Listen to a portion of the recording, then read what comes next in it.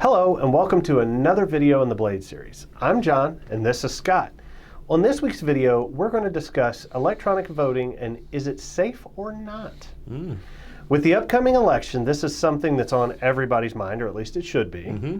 So let's dive in and figure out if we should all panic and vote early via paper, or can we trust these doggone voting machines? You got it. So my first question, Scott, is what is the main advantage of voting through digital means? Sure. Well, it's just like in other industries. Using computer power gets things counted quicker, processed further, and so on and so forth. So really, it makes things a lot more efficient by doing this, because otherwise, your alternatives, we've got, 350 million people here, right? We count them all by hand, I suppose. But certainly, if we could do it electronically in a secure fashion, it's much more efficient. Got it. So with that in mind, are the electronic voting machines completely secure? Well, my feeling on secure machines, because the only one that I feel is really secure is one that's unplugged from the wall, put in a hole, and covered up with about 10 feet of dirt. Then it's secure in my book, because anything that's plugged into the wall and doing processing has some sort of vulnerability. And it's the same thing with voting machines. But the key thing, as we'll talk about in a second, is that there are vulnerabilities, but it's not something where somebody could sit in their basement in Romania and come in and hack the terminals at St. Louis County and change votes to different people. Right. It's not that kind of vulnerability, not possible. All the vulnerabilities on the current machines that we've seen out there are ones that require physical access. You have to be able to put your hands on the machine. You have to be able to open things up and get your hands in there to do it. Now, you would think in most voting precincts, there would be somebody watching these machines, right? And they're in secured areas and so on. And it'd be really hard for you to sneak in there during voting and then try to disassemble a machine without anyone finding out. Yeah, so you're definitely not going to wiggle the curtain around that hard while you're voting. So. Exactly. There'll be a lot of bouncing around and stuff, and soldering irons and all kinds of stuff to get some of these exploits completed. So yeah, vulnerabilities, yes. Anything to be super concerned about? Not right now that we know about. Okay. So what are some of the potential risks associated with the electronic voting? That's part of it, because if we do have a situation where there is a vulnerability on the voting machine that no one knows about, see, that's always the key, because these machines aren't really popular to be looked at all the time. It's not like your office PC that your IT team's looking at all the time and monitoring and so on. Voting machines sometimes really only get used a whole lot once every 4 years. Yeah, they get pulled out of a shelf and then they get stuck pulled into out. use. And so the problem I view is that if we don't keep up on the software updates, firmware updates, making sure that we're constantly testing these machines to see if we find new vulnerabilities, that's the thing. If we want to make sure that all of our voting systems are completely fine and safe, we have to make sure we're looking at these machines all the time and make sure they don't have any compromises on them. Gotcha. So this seems like an obvious question to everyone, including me, but why is security of electronic voting systems a major concern? Well, see, that's the thing, because if people don't trust that their vote's being counted, there's less likely to vote.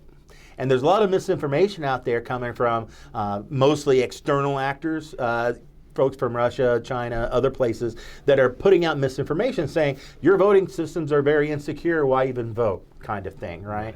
And that's part of it. There's so much information, not just from outside the United States, but being generated within the United States, being spread around about the insecurity of our systems. And recently, the head of CISA, the Cybersecurity Infrastructure Agency of the government, said this is the most secure election we're ever going to have electronically. Oh, that's awesome. And that's good to know. Not to say that there isn't a vulnerability out there that could be exploited, but as of right now, after all the testing that the government's done and everyone else in the cybersecurity field has done, there really isn't any smoking gun, big red flags about potential problems. So I think we're going to go pretty well this year. We'll see. Nice.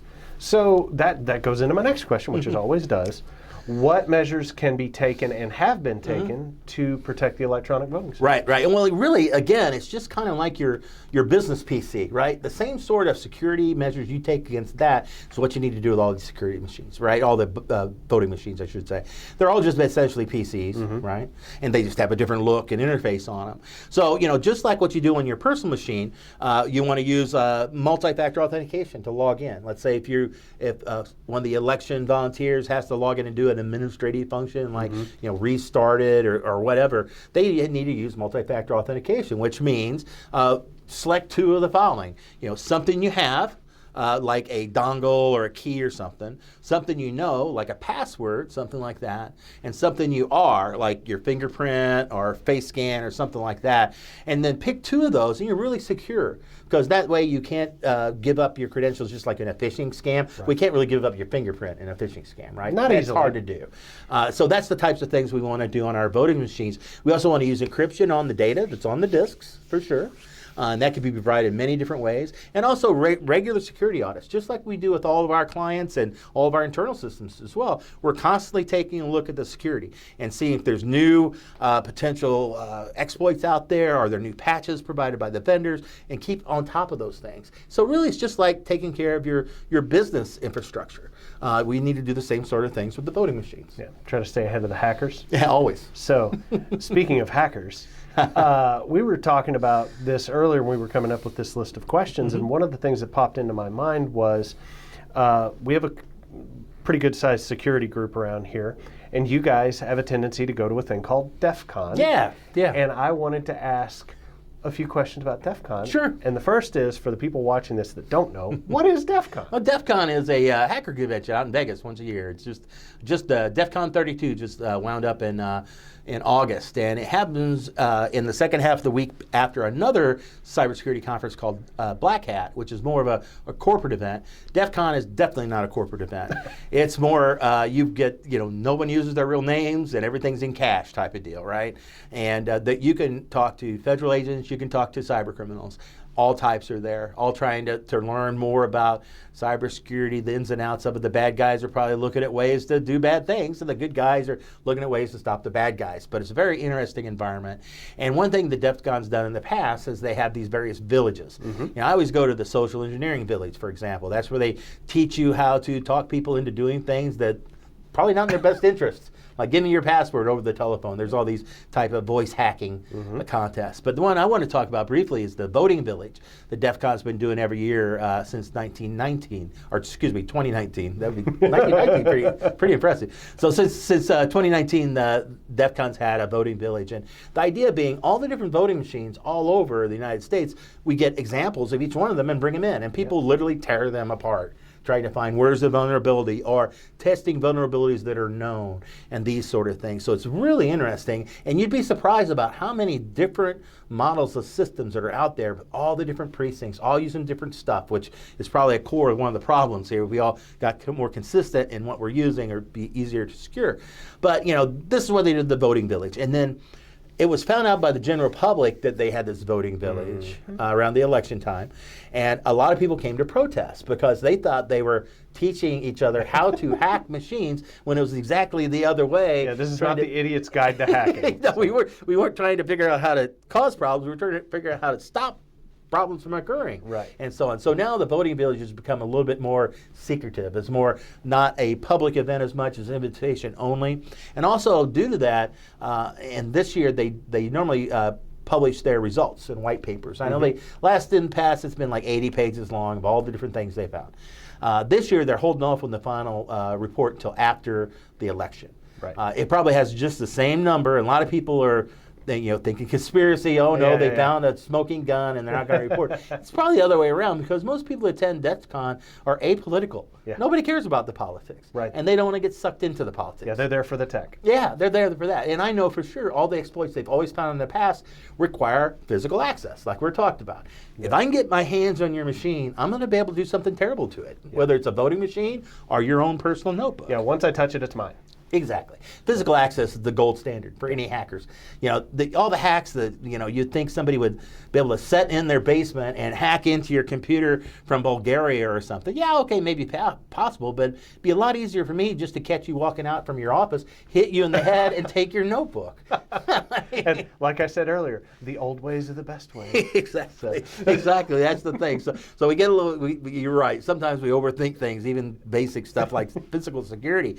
But, that's really the key thing in all security. It's physical first is the most important thing. Gotcha. So the next part, moving on from that, thank you for that, by the way. Sure.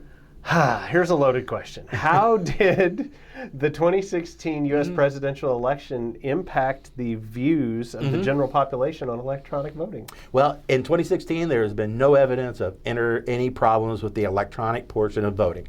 Now, there could have been other people who said they were somebody else. Well, that's not the electronic problem. That's the humans got to screen that. But as far as the electronics, there's no evidence that you could go in there and you could say, okay, for the last 500 votes, switch them from candidate A to candidate B.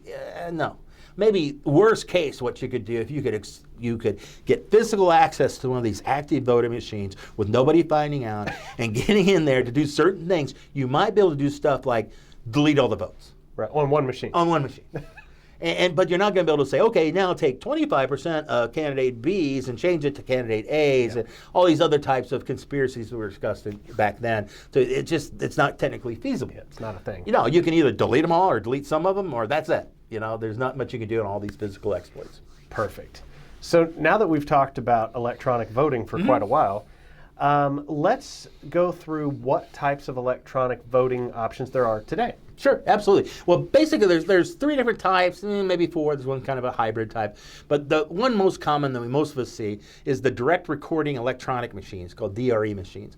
And those are the ones, a lot of times, they appear as like a touch screen. You click on who you want, and at the end of the time, are you done? You click OK. And all your votes get stored on the digital storage device directly as you vote. So digital storage device being a hard disk in most cases. Could be like an external USB drive or USB key or something like that, depending on the manufacturer. Different people do different stuff. But they record it right on there. So they're easy to use. Most people don't have a problem with them. It's not like even those old Scantron devices. We'll talk about people that have problems coloring in the little circles and stuff. This makes it a lot easier. That's the whole idea. But, they do have some security and hacking vulnerabilities like anything electronic. And also it's interesting about, how does that data get from that secure machine in the voting office to the area where the central location where they're going to count the votes. And we'll talk about that here in a sec. So that's the DRE systems. Other ones I mentioned are this old Scantron or optical systems. You would basically take it. You're giving me PTSD with the Scantron thing. Like, I'm back in science class. Yeah, science class. Take the SAT, that kind of stuff. But you fill those in, pretty straightforward. Then you take the paper, it gets scanned on a flatbed, and then it turns electronic. And then the votes are registered electronically in that way. So, the optical scan system offer a paper trail, which is good because it has to have a paper scan document to start the process. Now, a lot of the DRE machines also give you a paper trail in that they will print out an audit log. And I know the ones that we use in St. Louis City, you can have a little door you can open up and you can see exactly what's being printed onto the audit log so you can make sure it matches what the electronic says. So, which is a good way to do it. That's one thing. There's slower, there's some manual handling anytime you get paper involved. There's always issues with paper. There's a lot of good things about paper too, but when you get paper involved, paper falls behind a desk, paper goes over here, so there's some errors inherent in the system with Scantron type systems. And the last type you pretty much see are the internet voting, and those are something which could be potentially the wave of the future, really. But right now we're seeing them only used in really specialized situations. This allows people to vote online. Okay, you go to a website, you use some sort of credential, and you put in your votes. Sounds a little scary. And it is, because there's a lot of moving parts there. You're having, instead of millions of people transmitting all this secure data to one place at the same time. I mean, it's just a little crazy. But it's good in certain situations like American citizens abroad. They can vote via the internet. Military is a really good example. And then, that's pretty secure because military are military networks, which are really secure.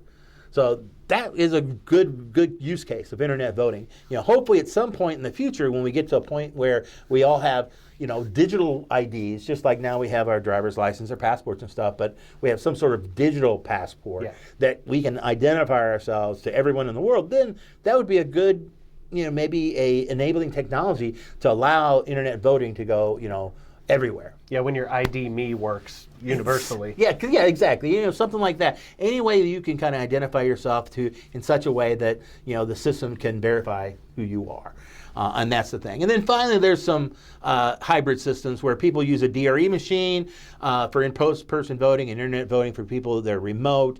Some places use a DRE machine and then they print out the results. They basically discard the electronic. They just print out the results out of it. Then I guess they destroy the electronic copy. copy. Kind of unclear on how that's supposed to work, but then they count the paper after that.